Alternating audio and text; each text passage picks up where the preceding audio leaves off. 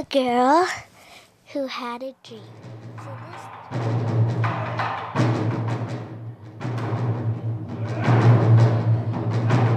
It's a true story, and so this is the story. It's 2405, copy, non-emergent response. So this dream is about she was having a nice dream with clouds and 2401, I'll show you the service.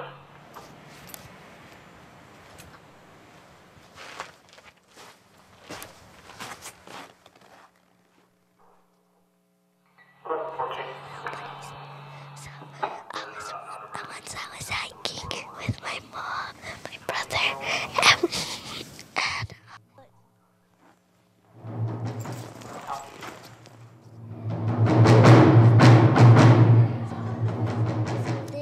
so that girl, she was having a nice dream with clouds and made out of cotton candy and stuff like that.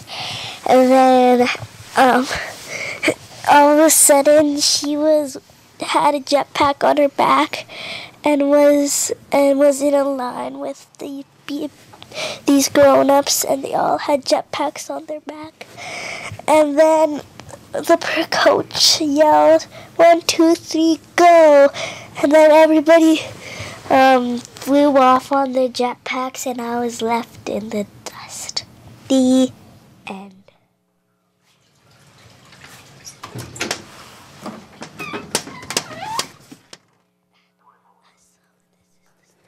Thanks.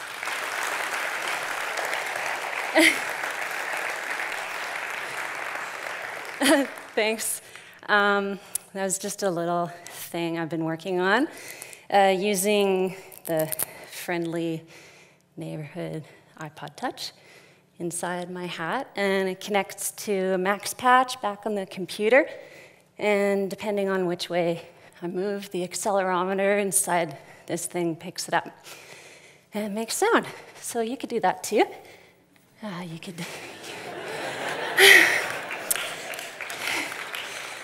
You could use it for like video, or controlling your robots in your house, stuff like that. I work in dance. I'm really happy to be here today since it's all about technology, education, and dance. At least that's what I was told. I collaborate with people a lot in my work, and I was trying to think about something to share about the collaborative process and how to really get it going. And I don't really know. It just happens every time, fresh and new. And I go from a position of not having a clue what I'm doing and just feeling like a total fake to collaborating with somebody and having a way in. And I've been talking about that space that I go into creatively with somebody else as being like a chasm, because it's more like a big gap between the knowledge silos of people in different fields. So when I work with musicians, the electroacoustic guys are really different than people who work in analog. My work with Ian Crutchley has been based on some John Cage ideas about time and space. And Ian, you want to come up?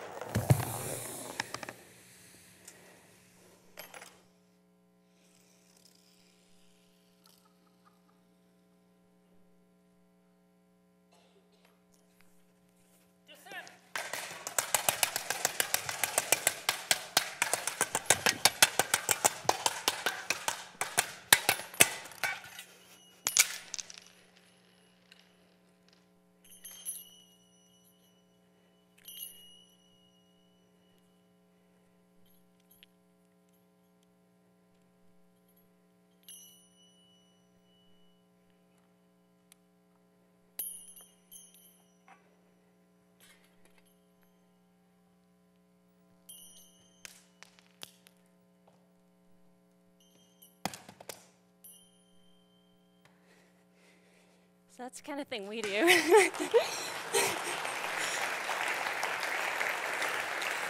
Lost my fanny pack. Any questions? Just look up John Cage. One of the reasons I decided to do this today was to try to convince people to go out and see more art.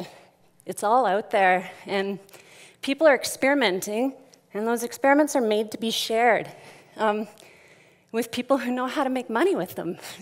Why not? So this is a bit of a project that Mile Zero did with a company in Edmonton called Nina Haggerty Center for the Arts. Anyone heard of it? Yeah? They do really wonderful work. Their approach is like a drop-in center for artists. And the people who come to the drop-in center are really focusing on their abilities instead of their disabilities.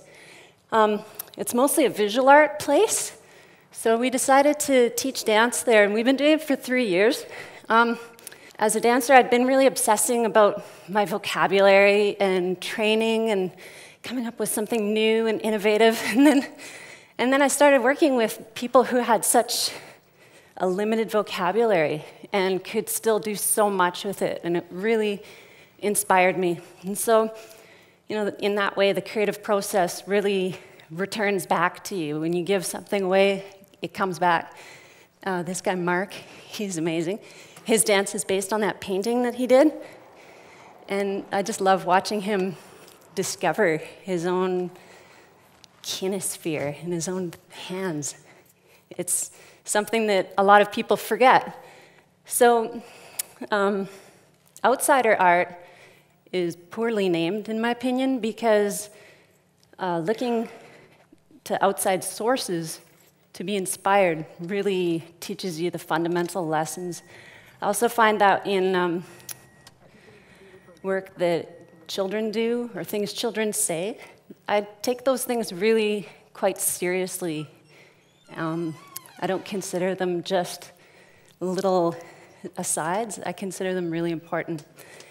And so I guess the last thing I'd like to say is that while collaborating and working in these unknown spheres that are between the known vocabularies of our specializations, which are so specialized right now, it's more important than ever to really reach out and get outside of your known collective circle of people and meet the wider community and work with people from totally different backgrounds and in really different technical areas and expertises from yourself. And to consider this chasm as not something that you're just trying to jump across really quickly, but consider it a place where the real fertile ground happens and where your new ideas can come from. So good luck to you all, and thank you very much.